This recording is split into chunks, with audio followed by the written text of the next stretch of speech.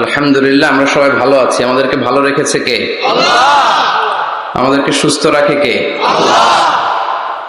আবার মাঝে মাঝে অসুস্থ বানিয়ে পরীক্ষা করে কে? আল্লাহ। এজন্য সব সময় প্রশংসা করতে হবে কার? আল্লাহ।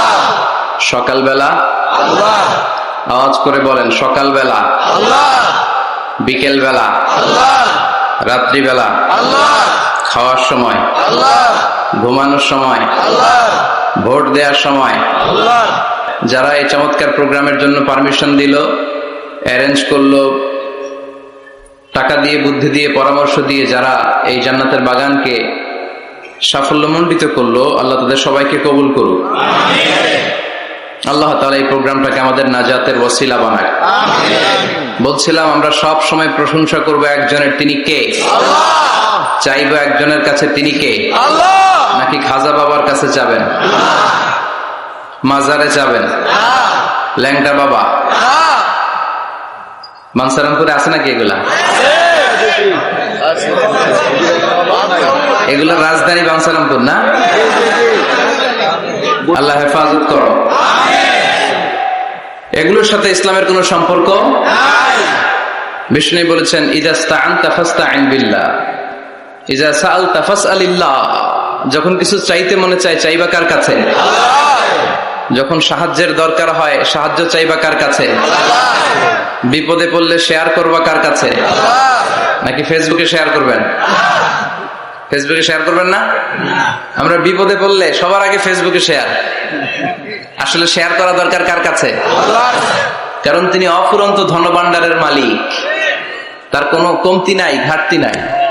হাদিসে কুদসিতে এসেছে, ইয়া ইবাদি লাউ আন্না আউওয়ালাকুম ওয়া আখিরাকুম ওয়া ইনসাকুম ওয়া জিন্নাকুম কামু আলা সাঈদিন ওয়াহিদ। পৃথিবীর সব মানুষগুলো যদি এক ময়দানে দাঁড়িয়ে আল্লাহর কাছে চাওয়া শুরু করে, আল্লাহ আমার এটা দাও, সেটা দাও, একের পর এক আল্লাহর কাছে চাইতে থাকে, আর আল্লাহ যদি সব বান্দাদের মনের সব আকুতি পূরণ করে দেয়, সবও দিয়ে দেয়, আল্লাহর ক্ষমতার, আল্লাহর প্রাচুর্যের, আল্লাহর ধনভাণ্ডারের 1 ইঞ্চিও কমবে না।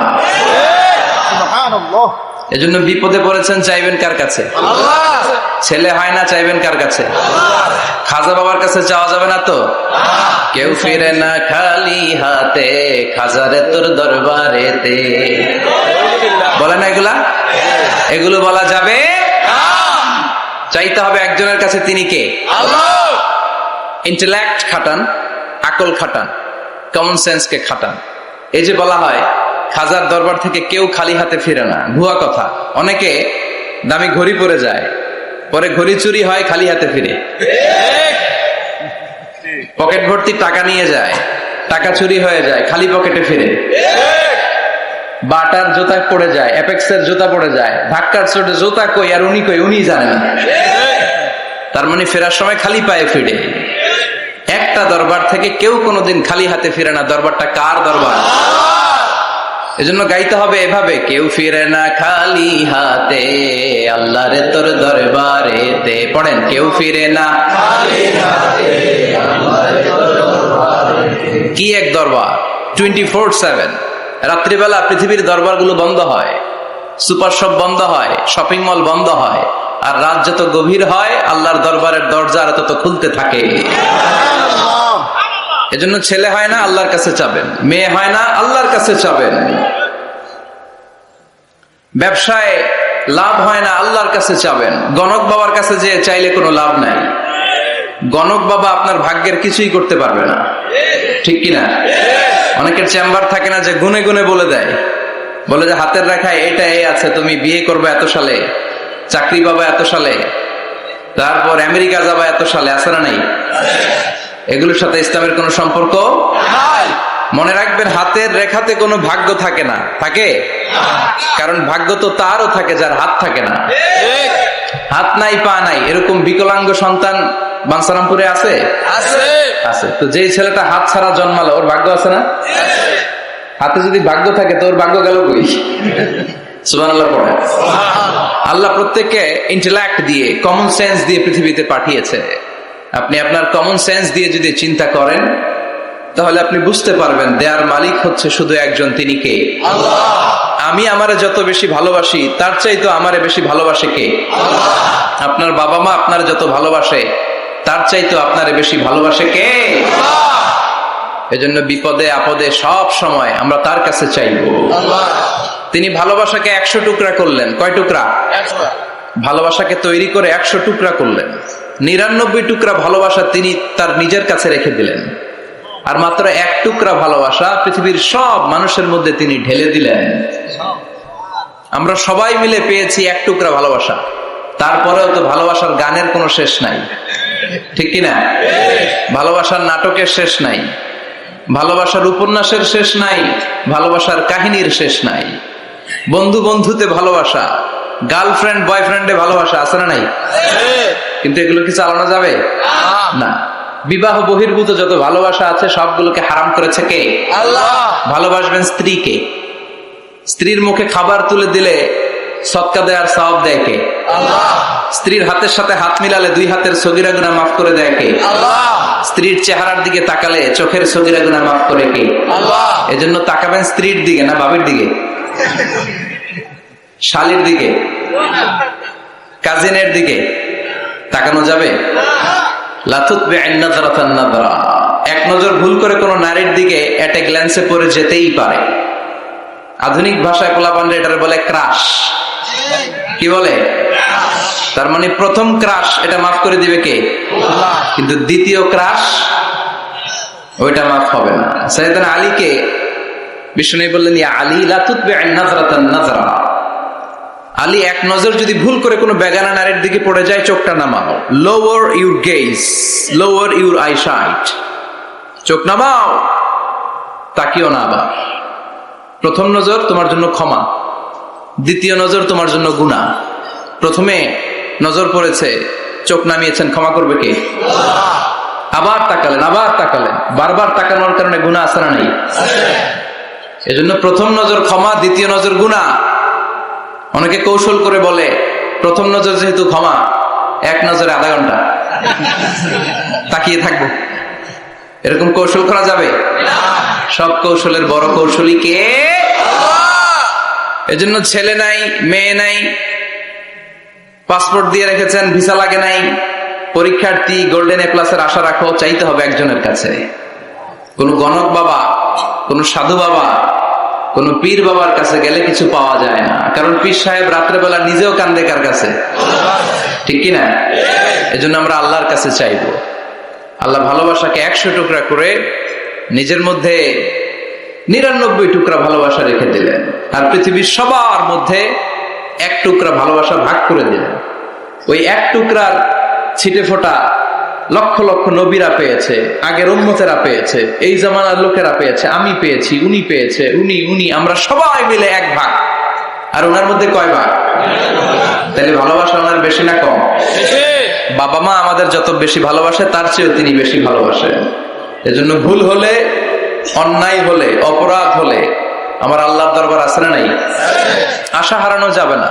লা তাইয়াসু মির রাহিল্লাহ, ইন্নাহু লা ইয়াইয়াসু মির রাহিল্লাহি ইল্লাল কওমুল কাফিরুন। কখনো আল্লাহর রহমত থেকে নিরাশ হয়ো না। Never give up. কখনোই রহমত থেকে নিরাশ হওয়া যাবে না। আপনি কত গুনাহ করেছেন, কত পাপ করেছেন, কত অন্যায় করেছেন, কয় ওয়াক্ত নামাজ আপনি ছেড়েছেন, কয়টা মিথ্যাই বা আপনি বলেছেন। আপনার পাপ আর গুনাহ যদি হয় খালের পানির সমান, আল্লাহর দয়া হচ্ছে সাগরের পানির সমান। সুবহানাল্লাহ। আপনার পাপগুলো যদি হয় পাহাড়ের সমান, আমার আল্লাহর দয়া আকাশের সমান। এজন্য পাপ করলে আমরা মাফ চাইবো কার কাছে? মাফ করার জন্য তিনি বসে থাকেন। তিনি বসে থাকেন যে বান্দা কখন ফিরে আসে, কখন ফিরে আসে। এজন্য সব সময় বিপদে আপদে আমরা একজনের কাছে সাহায্য চাইবো, তিনি কে? একটা থ্যাঙ্কস জানাই, ধন্যবাদ জানাই, শুকরিয়া জানাই যে আল্লাহ তাআলা আমাদেরকে আজকে এই বানসারামপুরের এই মাদ্রাসা ময়দানে এত চমৎকার পরিবেশে কথা শুনবার তৌফিক এনায়েত করে দিয়েছেন। আমরা হৃদয় নিংড়ানো মনের সবটুকুন ভালোবাসাকে উজাড় করে দিয়ে সিংহ শার্দুলের মতো গর্জন করে আকাশ বাতাস প্রকম্পিত করে মন প্রাণ বুক মুখ একসাথে করে দেহের সবটুকুন শক্তি গলার মাঝ বরাবর এনে চিৎকার করে পড়বো কালিমাতুশ শুকর আলহামদুলিল্লাহ। পড়েন রব্বানা লাকাল হামদ। হামদান কাসীরান তাইয়িবান মুবারাকান ফীহি ইয়া রাব্বি লাকাল হামদু কামা ইয়ানবাগি লিজালালি ওয়াজহিকা ওয়া আযীমি সুলতানিকা লাকাল হামদু বিল ঈমান লাকাল হামদু বিল ইসলাম লাকাল হামদু বিল কুরআন। প্রশংসা করলাম কার? আল্লাহর প্রশংসা করতে ভালো লাগে? সবার ভালো লাগে?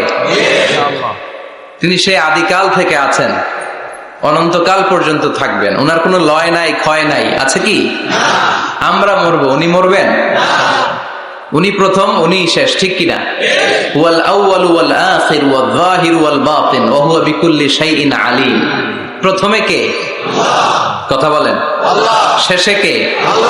প্রথমে আল্লাহ আল্লাহ, শেষেও আল্লাহ আল্লাহ, আকাশে আল্লাহ আল্লাহ, জমিনেও আল্লাহ আল্লাহ। পড়েন, প্রথমে আল্লাহ আল্লাহ, শেষেও আল্লাহ আল্লাহ, আকাশে আল্লাহ আল্লাহ, জমিনেও আল্লাহ আল্লাহ। নিখিল জাহান গায়ে গুণগান, তার নামে গায় আমরাও গাহি তাআলা, হামদে বারি তাআলা, হামদে বারি তাআলা, হামদে বারি তাআলা। সুবহানাল্লাহ। প্রথমেও তিনি, শেষেও তিনি, প্রকাশ্যেও তিনি, গোপনেও তিনি, সব জায়গায় তিনি। আমি তো বলি সব জায়গায় তিনি, ঠিক কি না? কারণ আমরা যখন আজান দেই, আজানের শুরুতে কি বলি? আল্লাহু আকবার বলি না? তার মানে আজানে আল্লাহর নাম আছে না নাই? কথা বলেন।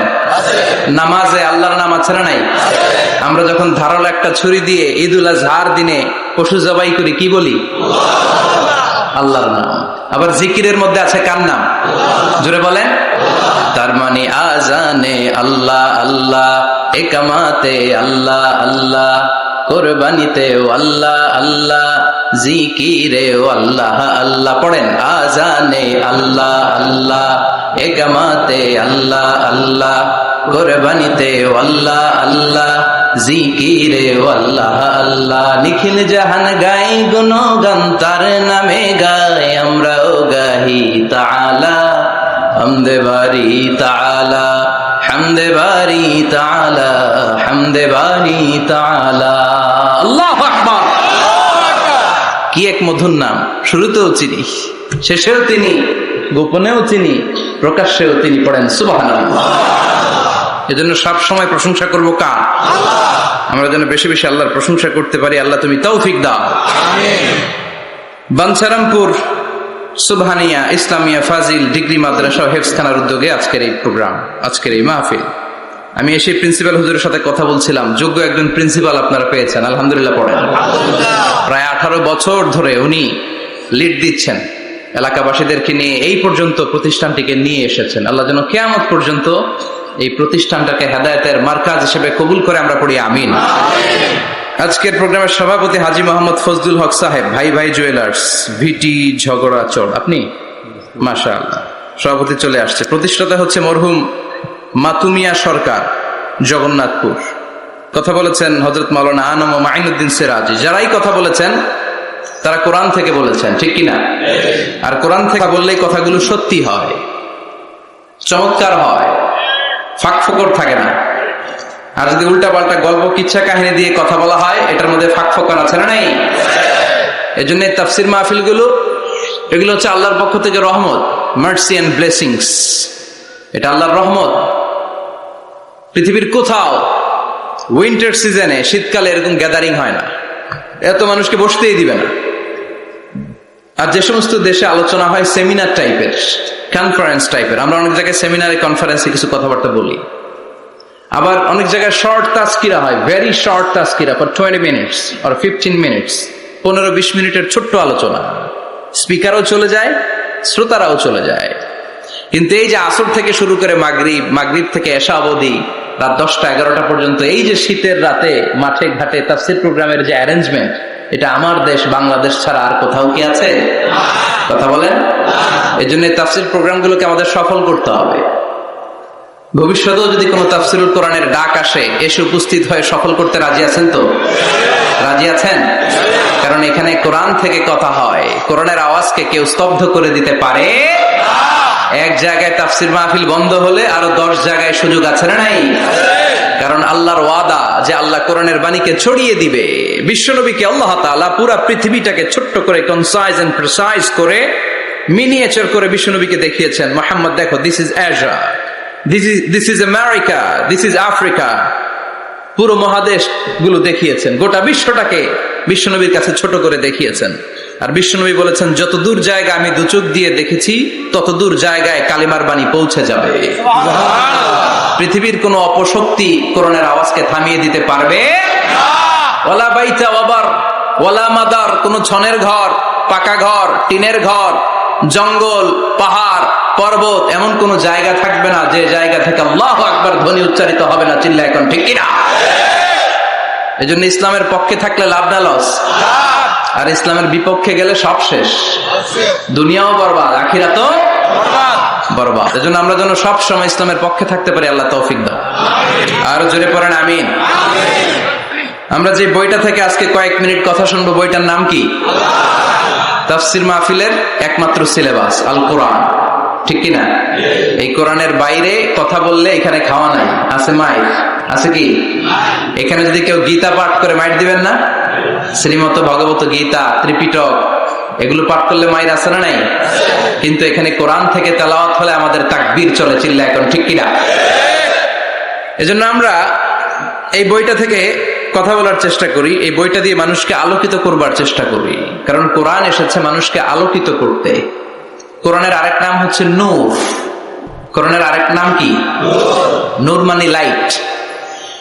এজন্য রব্বুল আলামিন বলেন, কিতাবুন আনজালনাহু ইলাইকা লিতুখরিজান NASA Minaj যুলুমাতি ইলান Noor. O Muhammad, I've revealed this holy and sacred book unto you in order to lead the mankind out of darkness into the light. ও নবী, কেন এই কোরআন পাঠালাম জানো নাকি? শোনো, অন্ধকারাচ্ছন্ন মানুষগুলোরে আলোর পথে নিয়ে যাওয়ার জন্য, বামপন্থী গুলারে ডানপন্থী বানানোর জন্য, জাহান্নামী গুলারে জান্নাতে পাঠানোর জন্য। পড়েন ঠিক কিনা? কোরআন পড়লে কেউ বামপন্থী থাকতে পারে না, পারে? জাহান্নামী থাকতে পারে না, পারে? অন্ধকারে থাকতে পারে না। তাকে আলোর পথ দেখায় কে? কারণ কোরআন নিজেই তো আলো। হেরার গুহা থেকে বিশ্বনবী আলো নিয়ে এসেছেন, গোটা বিশ্বটাকে আলোকিত করে দিয়েছেন। Up to the day of judgement, কিয়ামত পর্যন্ত এই আলো ছড়াতেই থাকবে, ছড়াতেই থাকবে, ছড়াতেই থাকবে। কারণ মুখের ফুৎকারে আলো কখনো নিভে যাবে না। চিল্লা এখন ঠিক কিনা? অনেকে চায় কোরআনের আওয়াজকে মাটির নিচে পুঁতে ফেলতে, ইসলামকে মাটির নিচে পুঁতে ফেলতে। কিন্তু ওরা জানে না ইসলাম হচ্ছে বীজের মতো, চারা বীজের মতো। চারা বীজ মাটিতে পুঁতে দিলে কি হয়? আবার উপরের দিকে ওঠে। সুবহানাল্লাহ পড়বেন না? এজন্য কাফিরদের হুঙ্কার, হুমকি, ধামকি, রক্তচক্ষু আর ষড়যন্ত্রের কবলে কোরআনের কিচ্ছু হবে না, বরং গোটা বিশ্বব্যাপী কোরআনের জয় জয়কার। হাজার হাজার হিন্দু, খ্রিস্টান, বৌদ্ধ কালিমা পড়ে মুসলমান হয়ে যায়। After the Twin Tower attack, the number of Muslim community already have been doubled, tripled, multiplied. Twin Tower attack এর আগে মুসলমান আমেরিকাতে যা ছিল এখন 2 গুণ, 3 গুণ, 4 গুণ, 5 গুণ হয়ে গিয়েছে। ইউরোপ আমেরিকাতে মসজিদের সংখ্যা যা ছিল এখন বেড়ে অনেক গুণ বেশি হয়ে গিয়েছে। দিন দিন লোকজন কালিমা পড়ে কনভার্টেড মুসলিম হতে শুরু করেছে। এটাই প্রমাণ করে এই কোরআনের বিজয়কে ঠেকাবার মতো শক্তি মহাবিশ্বে কারো নাই। চিৎকার করে বলেন ঠিক কিনা?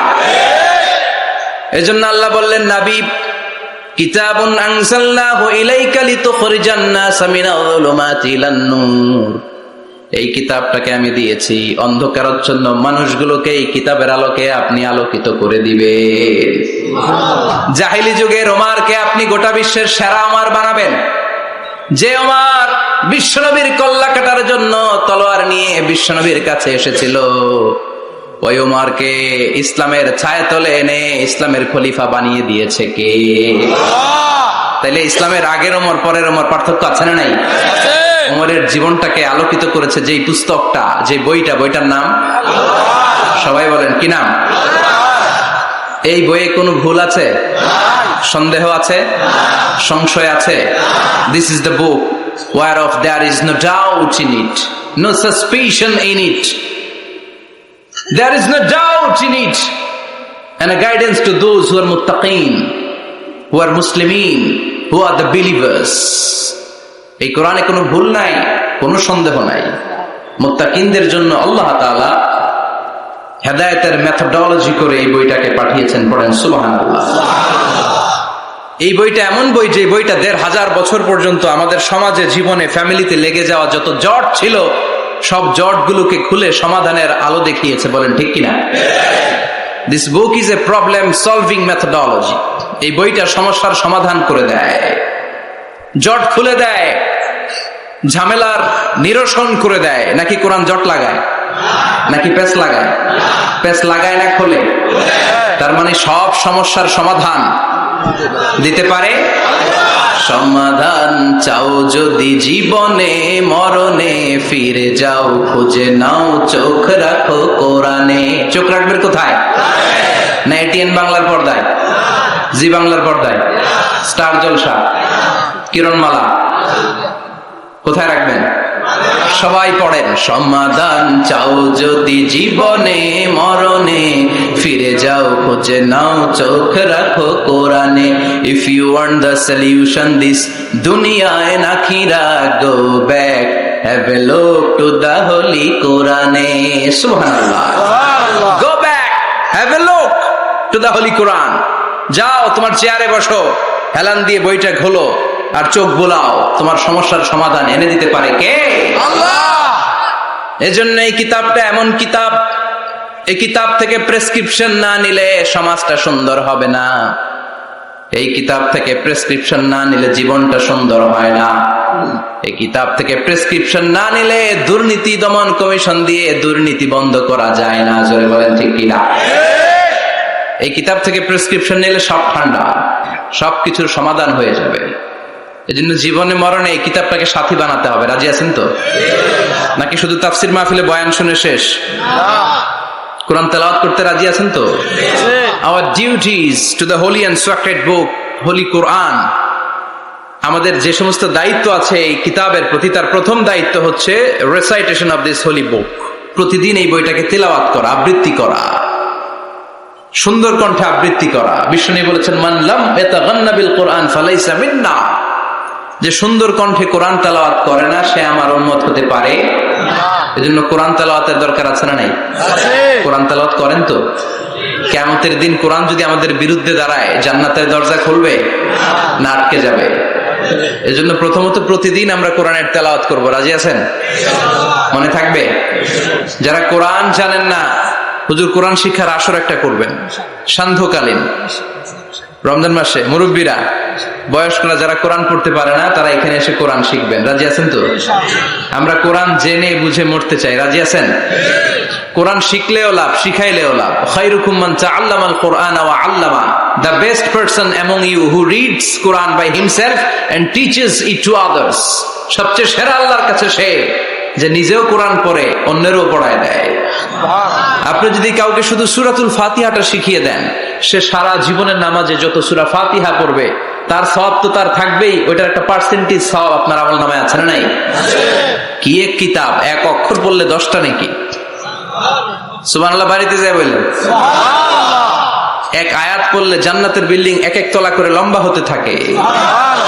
তেলাওয়াত নিজ কান দিয়ে ঠান্ডা মাথায় শুনলে আকাশ থেকে রহমতের ঝিরিঝিরি বাড়িধারা নামতে থাকে। অন্যকে শিখাইয়ে দিলে আল্লাহর কাছে শ্রেষ্ঠ লোকদের তালিকায় নাম চলে যায়। এজন্য কোরআনের সাথে অ্যাটাচমেন্ট উইথ দ্য হোলি কোরআন বাড়ানোর দরকার আছে না নাই? কোরআনের প্রতি আমাদের আরেকটা দায়িত্ব হচ্ছে টু মেমোরাইজ দ্য হোলি বুক কোরআন। কোরআনকে মুখস্থ করা। অনেকে মনে করে যারা হেফজখানায় পড়ছে এদেরই দায়িত্ব কোরআন মুখস্থ, এরাই করবে। না, এটা আমাদের সবার দায়িত্ব, এটা গ্লোবাল দায়িত্ব, এটা পুরো উম্মার দায়িত্ব। আমরা যে যতটুকু পারি, যতগুলো সূরা পারি মুখস্থ করার চেষ্টা করব। রাজি আছেন? সবাই রাজি আছেন তো? কোরআনের প্রতি আমাদের সবচেয়ে বড় দায়িত্ব হচ্ছে মাতৃভাষায় আমাদের এই কোরআনকে বুঝতে হবে। ঠিক কিনা? আল্লাহ কি বলছেন, কি আমাদেরকে জানাতে চাইলেন, সব আল্লাহ বলে দিয়েছেন এই কোরআনে। নতুন করে আল্লাহ আকাশ থেকে কিছু আর পাঠাবে? সব সমাধান এই বইয়ের ভিতরে দিয়ে দিয়েছে। তো আল্লাহ কি সমাধান দিলেন, কি রোড ম্যাপ দিলেন, কি কর্মসূচি ঘোষণা করলেন, জানার দরকার আছে না নাই? এজন্য কোরআনের বঙ্গানুবাদ পড়বেন। বাংলা ভাষায় কোরআন পাওয়া যায়, মোবাইলে অ্যাপস পাওয়া যায়। সব জায়গায় আমরা বলি মোবাইলের অ্যাপসে বাংলা কোরআন রাখবেন, তাফসীর রাখবেন। ইসলামিক লাইব্রেরিগুলো থেকে কোরআনের বঙ্গানুবাদ নিয়ে আসবেন। রমাদানে 7 খতম 8 খতমের কোনো দরকার নাই, একটা খতম দেন, আর বাকি সময়টা মাতৃভাষায় পড়েন। আল্লাহ কি বলতে চাইল?